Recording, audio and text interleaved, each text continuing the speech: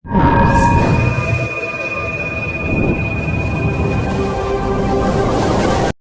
नमः शिवाय। Welcome back to Astronex. जय श्री राम।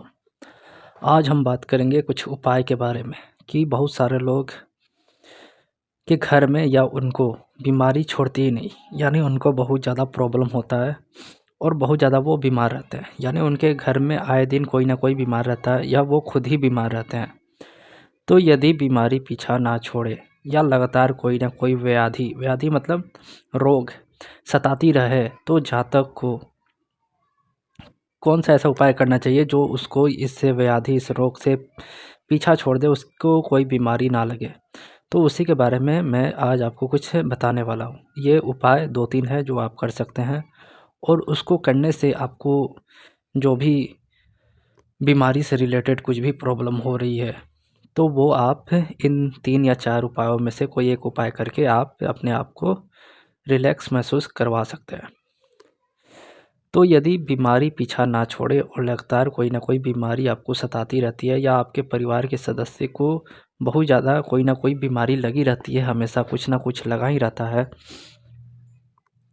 तो आप ये 3 उपाय या 4 उपाय जो मैं बता रहा हूँ उनमें से कोई एक कर लीजिएगा। पहला उपाय यह है कि आपके घर में जितने भी लोग हैं, मान लीजिए आपके घर में 4 लोग हैं या 5 लोग हैं, उनकी संख्या यानी 5 और जितने भी लोग अतिथि के रूप में आ जाते हैं, जैसे बहुत सारे लोग के घर में कोई ना कोई आता जाता रहता है, यदि कोई नहीं आता है तो वो 4 या 5 जितने सदस्य हैं उतने ही काउंट करें। और यदि अतिथि आ जाते हैं, आसपास बहुत सारे रिलेटिव रहते हैं जो हमेशा चले आते हैं, तो उनकी भी संख्या काउंट कर लें। वो 1 हैं या 2 हैं या 3 या 4 जितने भी हैं, उतने लोग जो मेहमान के रूप में आ जाते हैं उनको काउंट कर लें। यदि नहीं है तो आप जितने भी फैमिली मेंबर हैं उतना ही काउंट करें और उससे 4 अधिक। मतलब मीठी रोटियां एक होती हैं जो तवे पे बनती हैं, जो कि मतलब गुड़ को आटे में डालकर और उसको बनाया जाता है और उसको फिर सेक लिया जाता है और उसको मंगलवार से स्टार्ट करके किसी काले कुत्ते को खिला दें, या फिर कुत्ता नहीं मिलता तो गाय को भी खिला सकते हैं। और यदि आप बहुत ज़्यादा मतलब कौवा या कोई ऐसा पक्षी जो आपके आसपास मंडराते रहते हैं, तो कौवे को भी आप खिला सकते हैं, यानी कौवे को भी आप दे सकते हैं। तो ये देने से आपको फ़ायदा होगा। आप अपने परिवार के सदस्य जितने अतिथि हैं और उससे 4 अधिक बना के खिला दें। कम से कम प्रति माह खिलाएं, यानी 1 महीने में कभी किसी दिन मंगलवार को आप खिला दें, इससे आपको फ़ायदा होगा। नहीं तो आप कम से कम 1 वर्ष में 1 बार तो कम से कम धर्म स्थान यानी मंदिर में जाके हलवा या जो कद्दू होता है पीले रंग का, उसको आप दे सकते हैं बृहस्पतिवार को, और हलवा मंगलवार को भी दे सकते हैं। तो कम से कम साल में 1 बार पीला कद्दू ले जाके धर्म स्थान में दे दें, यानी कि मंदिर में दे दें। मंदिर में देने का अर्थ है कि पंडित जी को ले जाके दे दें। यदि आपको लग रहा है कि कोई नहीं लेता है तो मंदिर में किसी स्थान पे रख के भी आ सकते हैं, और हलवा भी आप पंडित जी को दे सकते हैं। तो सबसे पहले पंडित जी को कुछ पैसा दे दें कि वो लेना स्वीकार करें। बहुत सारे पंडित जी नहीं लेते हैं, तो उस तौर पे आप कम से कम उनको कुछ पैसा दीजिएगा, या आप उनसे पूजा वूजा घर का मतलब जो पूजा पाठ सत्यनारायण भगवान का कथा होता है वो करवाते हैं, तो वो पंडित जी मान जाते हैं। इसके बाद आपको तीसरा उपाय ये करना है, यदि ये दोनों में से आपको लगता है नहीं हो पाएगा, तो रात को अपने सर के पास यानी तकिए के नीचे 1 रुपया रखना है। मतलब 1 का सिक्का या 10 सिक्के एक के रख लें या 2 के रख लें, पर वो सिक्का ही रखना है और वो किसी ऐसे इंसान को दे जो मतलब मेहनत करता हो, या फिर वो कबाड़ी वाला हो, या फिर वो ये क्या बोलते हैं जो सफाई कर्मी हैं, जो सफाई करते हैं, उनको आप दे सकते हैं। पर ये लगातार कुछ दिन यानी 43 दिन करें, 1 का सिक्का उनको दे दें, या फिर हर 8वें बुधवार आप कर सकते हैं या शनिवार कर सकते हैं। इससे भी आपको बहुत ज़्यादा फ़ायदा होगा।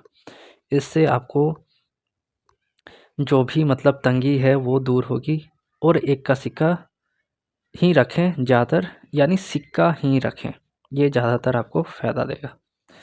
और चौथा उपाय यह है कि यदि आपको बहुत ज़्यादा तकलीफ़ हो रही है, आपको कोई सपोर्टिंग नहीं मिल रही है और आपका जुपिटर 8 में बैठा है, तो ये आपके लिए एक फ़ायदामंद है कि आप जब भी श्मशान भूमि के आसपास से गुजरें तो 1 या 2 रुपये वहाँ पे गिरा दें, मतलब बाहर ही, अंदर नहीं जाना है। इससे क्या होता है, आपको दैवीय सहायता मिलती है और आपको बहुत ज़्यादा प्रॉब्लम से रिलीफ़ मिलती है। तो जिनका भी जुपिटर 8 है वो कर सकते हैं, ये बहुत अच्छा रेमेडी है और इससे आपको जो भी मतलब तकलीफ़ आ रही थी जुपिटर रिलेटेड वो प्रॉब्लम सॉल्व होगा। और वही एक वीनस 12th में होता है, तो वैसे जातक भी बहुत ज़्यादा बीमार रहते हैं। तो वैसे लोग क्या करें, अपने घर में जो आपकी ज़मीन है वहाँ पे थोड़ा गड्ढा करके नीला फूल गाड़ दें और 43 दिन आप लगातार करेंगे तो इससे आपको फ़ायदा होगा। या फिर वो कंचे होते हैं जिससे हम लोग गोटियाँ खेलते हैं, जो गोटियाँ कंचे खेलने वाली नीली होती है, उनको भी आप नली में डाल सकते हैं या नीला फूल को भी नली में डाल सकते हैं। इससे करने से क्या होता है, आपके जो प्रॉब्लम है, आपको बहुत ज़्यादा जो कष्ट हो रही है, उससे आपको रिलीफ़ मिल जाती है। तो ये उपाय करने से आपको बहुत ज़्यादा फ़ायदा होगा। और साथ ही साथ यदि शुक्र आपका 12th हाउस में है, तो आप गाय को, जो एकदम काली गाय हो, जिसका थन भी काला हो, और उस गाय को आप अपने वेट के बराबर, या तो जन्मदिन पे पूरे जितना आपका वेट है उतना जवार खिला दें, या फिर आप ये भी कर सकते हैं कि आपको कम से कम अपने वेट के 10वां हिस्सा, यानी कि जैसे 60 किलो हैं तो 6 किलो, या फिर आप 80 किलो हैं तो 8 किलो, इतना जवार कम से कम शुक्रवार के दिन किसी काली गाय को खिला दें।